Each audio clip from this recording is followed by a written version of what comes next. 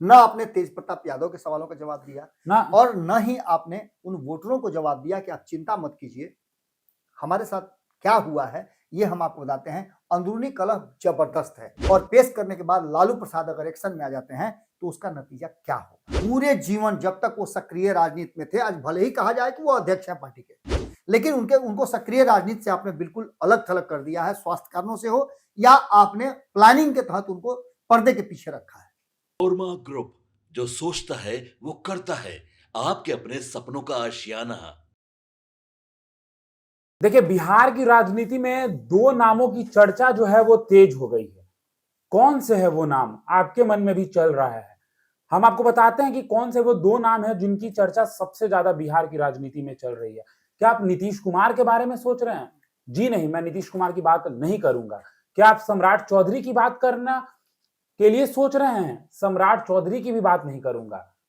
आपको बता दूं कि दो वो नेता जो बिहार में जिनकी करारी हार हुई और लगातार अब वो जो है वो चर्चा के विषय बन चुके हैं। आखिर क्या करेंगे वो अब बिहार में? पहला नाम प्रशांत किशोर और दूसरा नाम तेजस्वी यादव। लेकिन आज हम चर्चा प्रशांत किशोर की नहीं करेंगे, आज हम चर्चा करेंगे तेजस्वी यादव की। तेजस्वी यादव जो मीडिया से दूरी बना लिए हैं, तेजस्वी यादव जो अपने निजी चैनल पर कहीं ना कहीं इंटरव्यू देते हैं और हार की कारण जो है वो समक्ष रखने का काम करते हैं। लेकिन कब तेजस्वी यादव जनता के समक्ष आएंगे और हार का कारण जो है वो बताएंगे? चलिए सब कुछ जानेंगे इस खबर में। कब आएंगे तेजस्वी यादव, क्या करेंगे तेजस्वी यादव, क्या प्लान है आरजेडी का, सब जानेंगे बाबा से एक एक करके। प्रशांत किशोर वाला भी सवाल का आपका जवाब जो है वो मिलेगा, लेकिन इस एपिसोड में नहीं। प्रशांत किशोर भी कहां गए हैं ये हमने भारत लाइव पर दिखाया है, आप देख सकते हैं जाकर शेखपुरा हाउस से। लेकिन फिलहाल तेजस्वी यादव कहां है? तेजस्वी यादव कहाँ है? तेजस्वी यादव बाबा, हम आपसे आज पूछना चाहते हैं। अंदर का बहुत खबर रहता है आपके पास। न तो हम तेजस्वी यादव के बारे में कुछ बताएंगे, हम्म। न तेजस्वी यादव कहाँ है उससे मेरा लेना देना कुछ है, न ही तेजस्वी यादव ने समीक्षा बैठक से अपने आप को दूर रखा, उसमें मेरा कोई इंटरेस्ट है। मेरा इंटरेस्ट इस बिहार के जो बेटर प्रोस्पेक्ट के लिए है उससे है। मेरा इंटरेस्ट जो है एक पत्रकार के नाते बिहार में एक सशक्त अगर सरकार है तो एक सशक्त विपक्ष को लेकर के है, और ये कमी तेजस्वी यादव से पूरी होती हुई दिखाई नहीं दे रही है। क्योंकि तेजस्वी यादव जब 5 दिन के सदन में भी नहीं रुक सकते हैं, उनको पता था कि 18 तारीख को वो शपथ लेने वाले हैं, उन्होंने ही अनाउंस किया था, उनकी टीम ने अनाउंस किया था कि 18 तारीख को शपथ लेने वाले हैं, तो निश्चित रूप से उनको ये पता था कि कम से कम 5 से 6 दिन तो सदन चलेगा। बिल्कुल। तो उन्होंने एडवांस टिकट कटाया नहीं होगा, टिकट तब कटाया होगा, उनको टिकट की भी समस्या नहीं हम लोगों की तरह कि भैया हम लोगों को 1 महीना 2 महीना पहले कटाना पड़ता है कि पैसा बढ़ मत जाए। उनके लिए तो सब चीज़ फ्री मिलता है, हम ही लोगों के पैसे से मिलता है।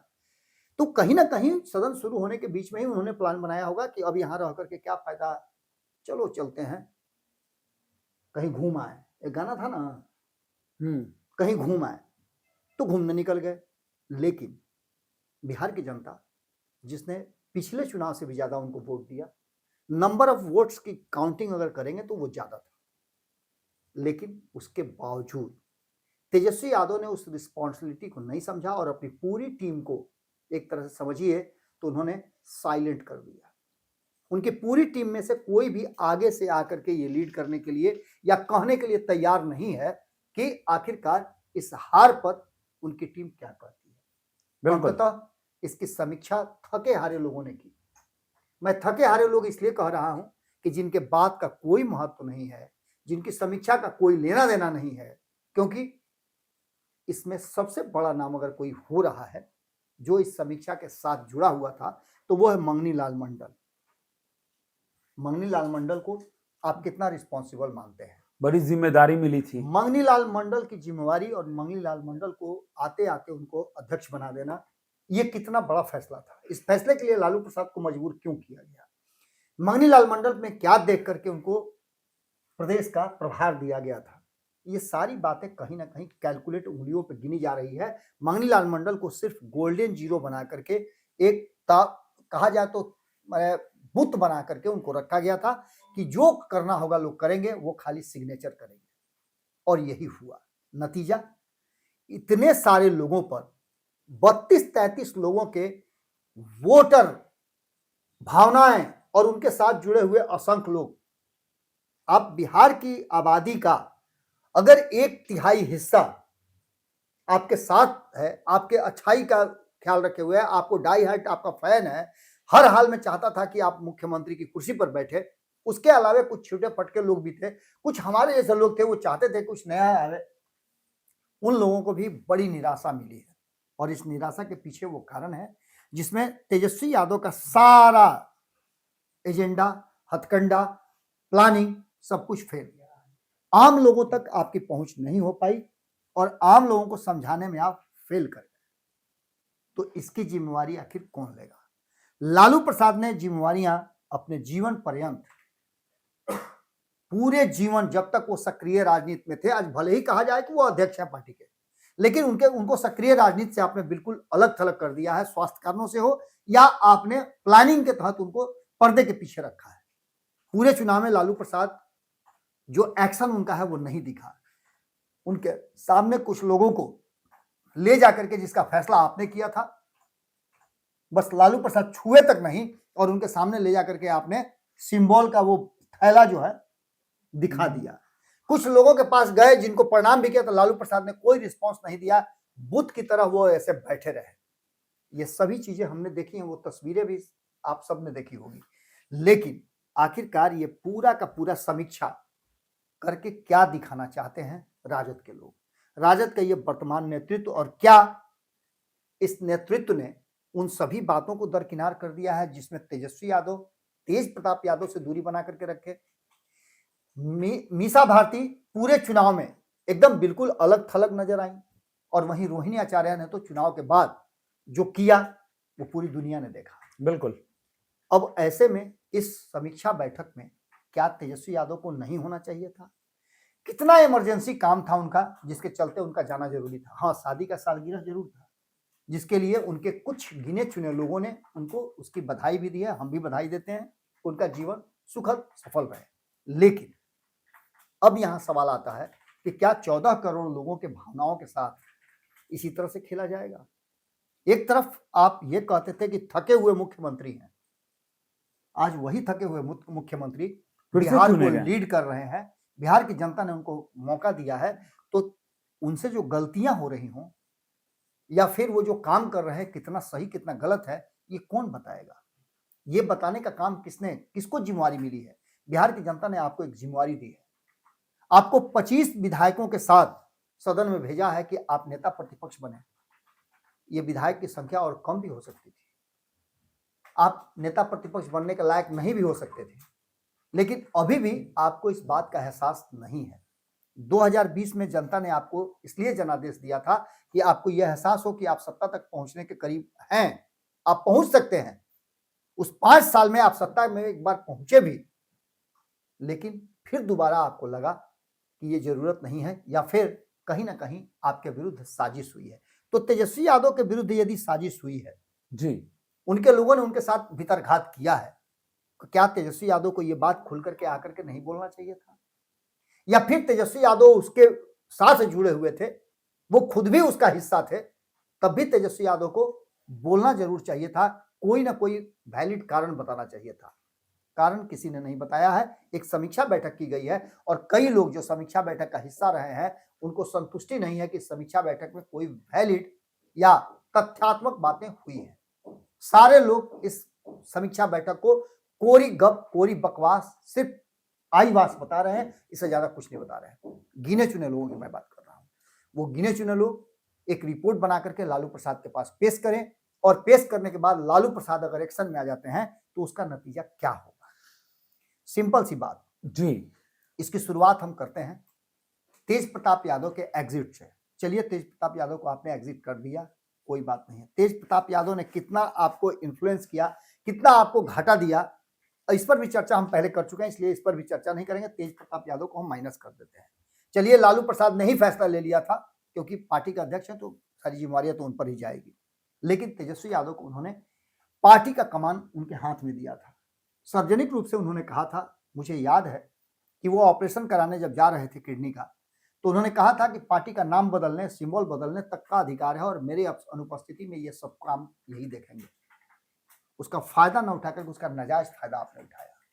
आपकी टीम के जिन लोगों का नाम लिया जाता है वो कहां है?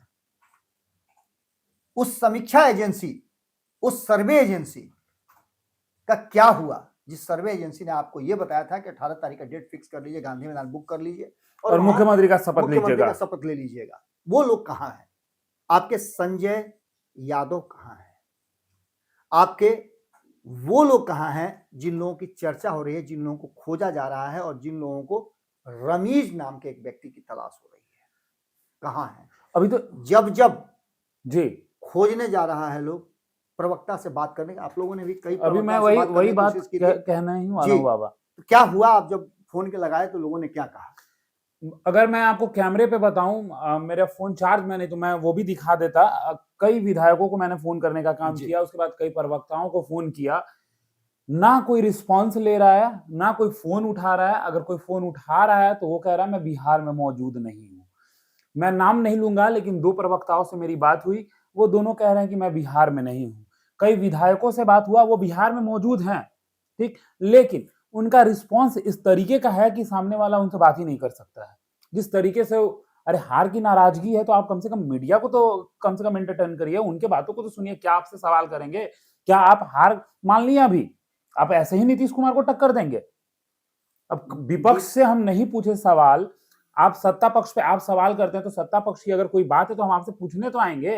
अब मौका तो दीजिए, तब तो हम आपसे दीपक, सवाल सिंपल सी करेंगे। बात है, जिस पार्टी में प्रवक्ता को आदेश लेकर के मुख्य प्रवक्ता से और मीडिया में जाकर के कोई बात कहनी पड़े, उस पार्टी की स्थिति आप समझ सकते हैं कि किस तरह से उस पार्टी को स्क्रू किया गया है। आखिर नीरज कुमार को कितना बार दिखाएंगे? नीरज कुमार छोड़िए ना, आप जाइए किसी भी पार्टी के किसी भी प्रवक्ता के पास, वो बेहिचक आपके सवालों का जवाब देता है।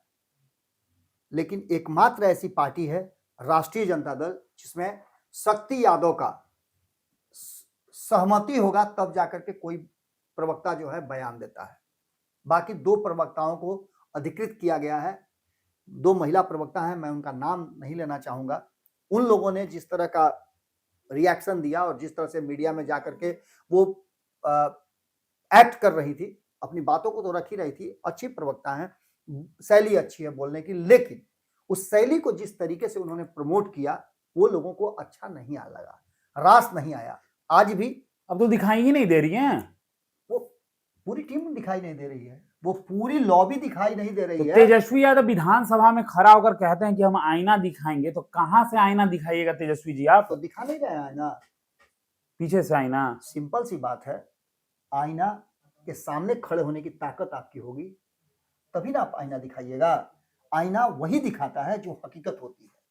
हम भी तो एक आईना दिखा रहे हैं, हम भी आईना दिखाने का काम कर रहे हैं। तेजस्वी यादव जी, आपको चाहिए था कि समीक्षा करते, आपके लाइफ में बहुत अभी समय आएगा, लेकिन आपने एक बड़ी जिम्मेवारी ली है। बिहार के 32-33% लोगों की जिम्मेवारी आपने ली है।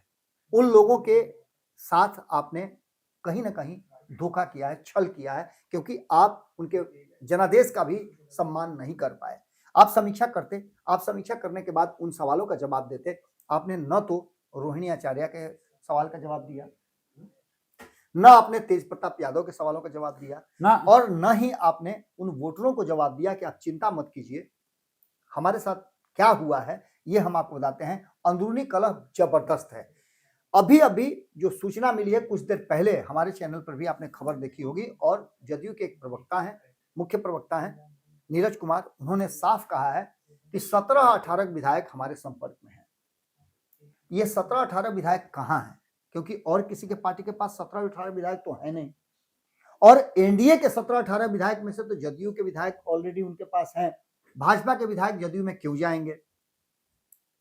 दूसरी तरफ किसी के पास 17-18 विधायक नहीं है, इनके यानी 17-18 विधायक अगर किसी के पास है, आपके पास है। इनके विधायक तो फोन ही नहीं उठाते हैं बाबा। अब ऐसी स्थिति में आपके विधायक यदि फोन नहीं उठा रहे हैं तो क्या ये मान लिया जाए कि जो नीरज कुमार कह रहे हैं कि 17-18 विधायक हमारे साथ संपर्क में हैं, क्या वो 17-18 विधायक ट्रैप हो गए हैं?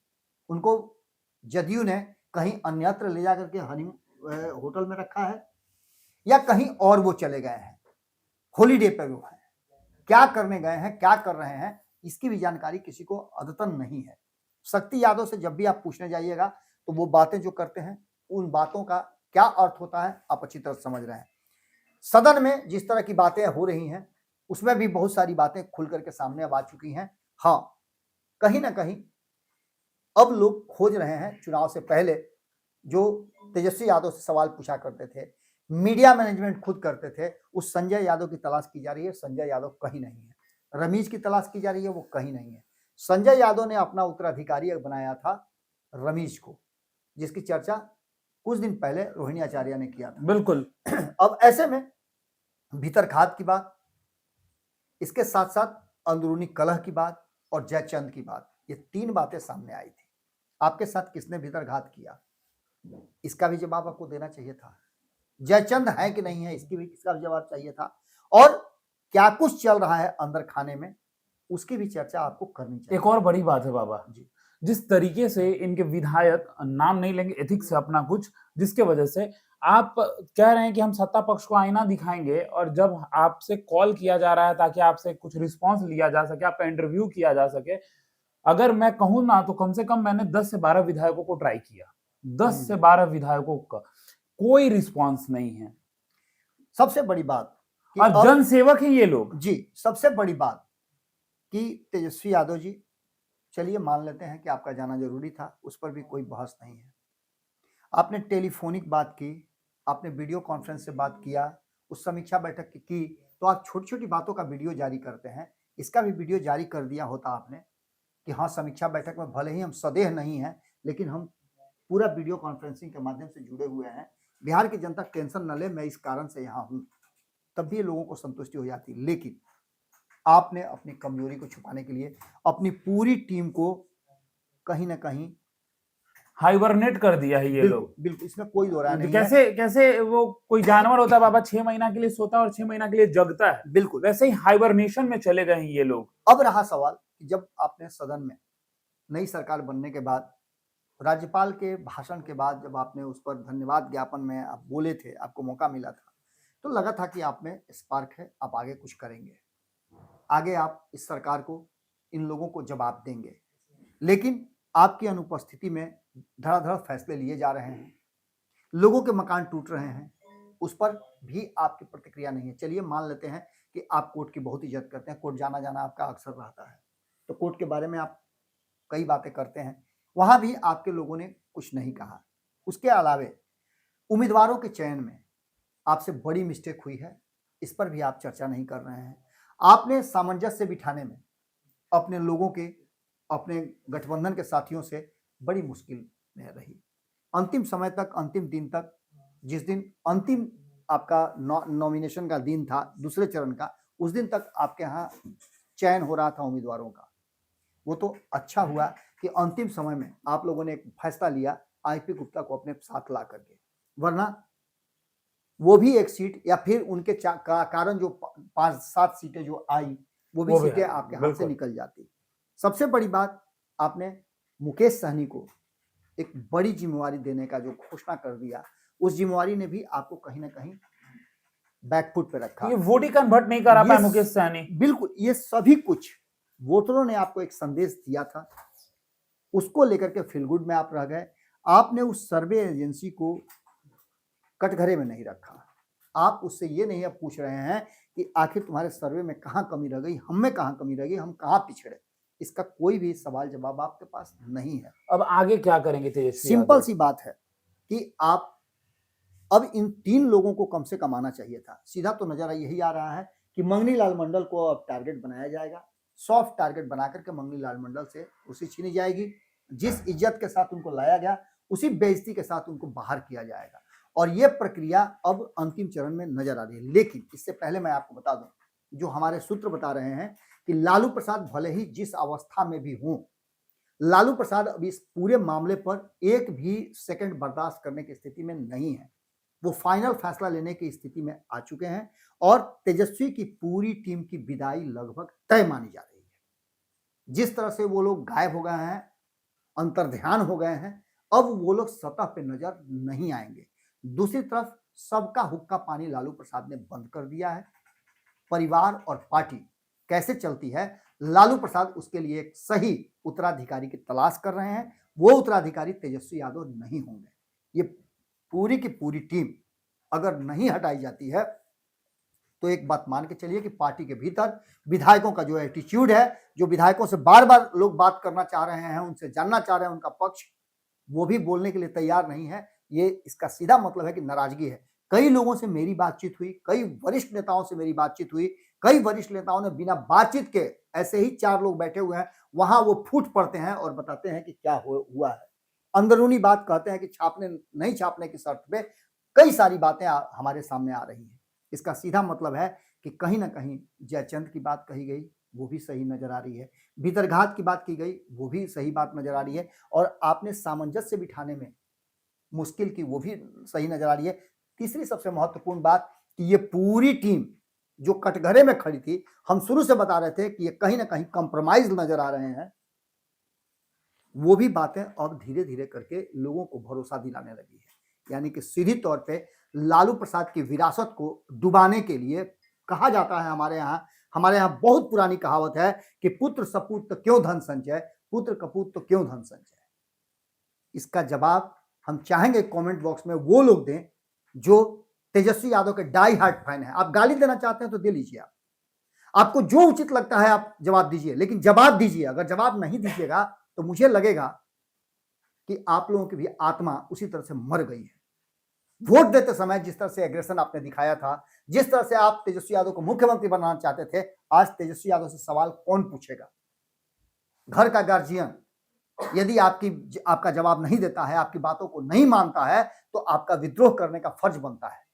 आप उसको सही रास्ते पर लाते हैं या फिर मुखिया बदलते हैं घर का। लालू प्रसाद ने फैसला लेने का तय कर लिया है और बहुत जल्द बड़े बड़े धुरंधरों के विकेट गिरना तय है।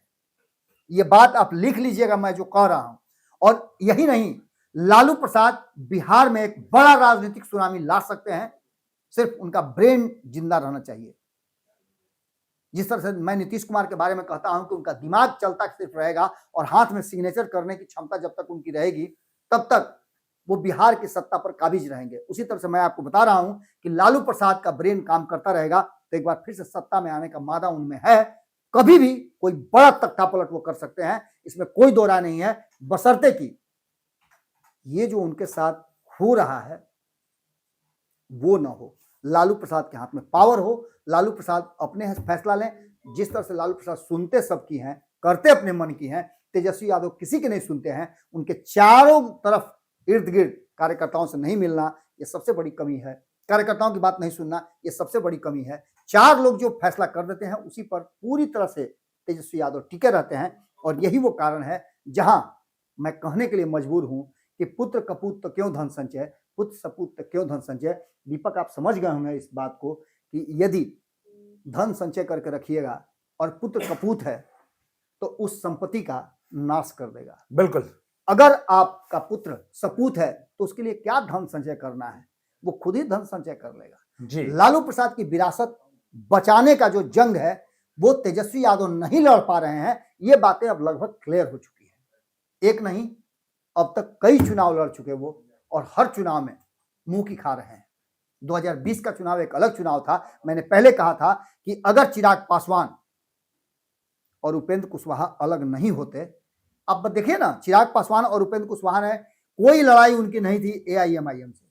पिछली बार भी 5 सीट, इस बार भी 5 सीट। आप पिछली बार इन दोनों के से आपका लेना देना था तो आपके पास 75 सीट थी। इस बार मैंने कहा था ना कि 40 से 50 सीटों पर आप जीते हैं, इसलिए कि ये दोनों नीतीश कुमार के विरुद्ध लड़ रहे थे। इस बार वो 50 सीटें कहां गई? आप लेकर के आ जाते तो कहा जाता कि आप में मादा है। आपने लालू प्रसाद की विरासत कहीं ना कहीं डुबाई है।